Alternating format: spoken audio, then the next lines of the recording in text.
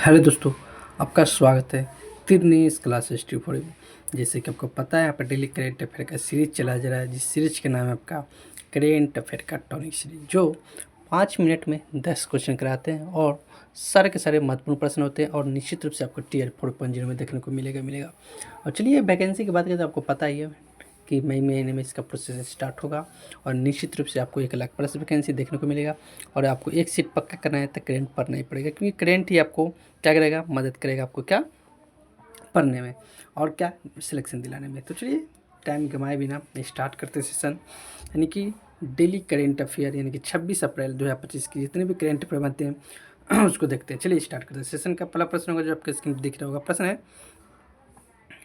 हाल ही में डेनियल नोबाओ किस देश के राष्ट्रपति चुने गए हैं? तो डेनियल नोबाओ इक्वाडोर के राष्ट्रपति चुने गए हैं। कहाँ का?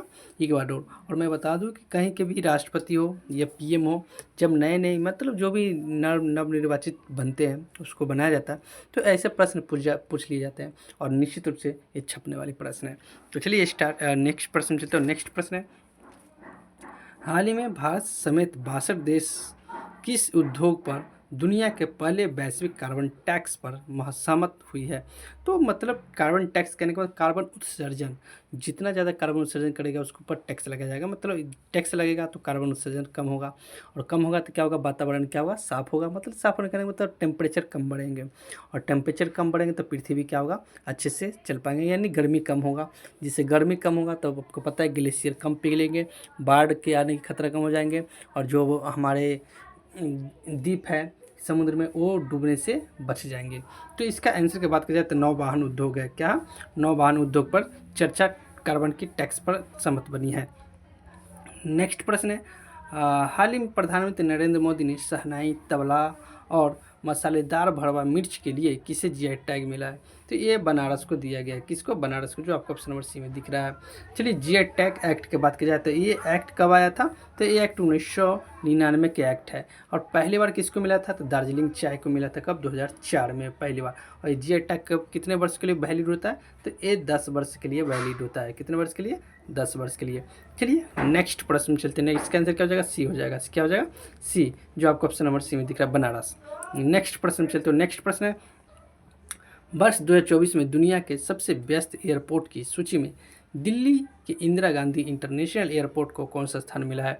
तो विश्व में बात करें तो दिल्ली के एयरपोर्ट है ना, आपका 9वां स्थान मिला है। इतना व्यस्त होने के बाद भी कितना? 9वां स्थान मिला है अपना इंदिरा गांधी एयरपोर्ट को, दिल्ली में है सबसे व्यस्त।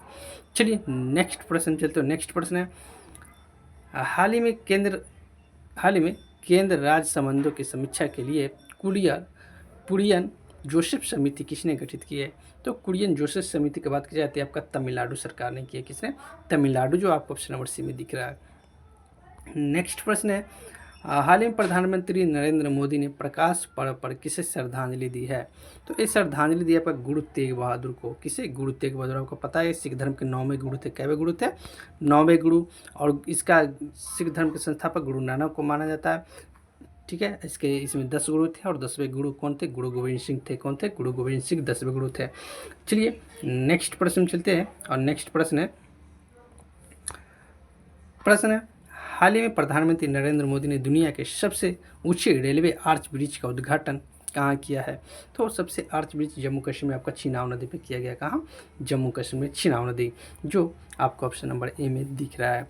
नेक्स्ट प्रश्न चलते हैं। नेक्स्ट प्रश्न है, हाल ही में भारत ने 6ठी एशियाई अंडर 18 एथलेटिक चैंपियनशिप 2025 में कुल कितने पदक जीते हैं? तो यहाँ पर कुल पदक 11 पदक जीते। कितना? 11 पदक जीते हैं, जो आपको ऑप्शन नंबर ए में दिख रहा है।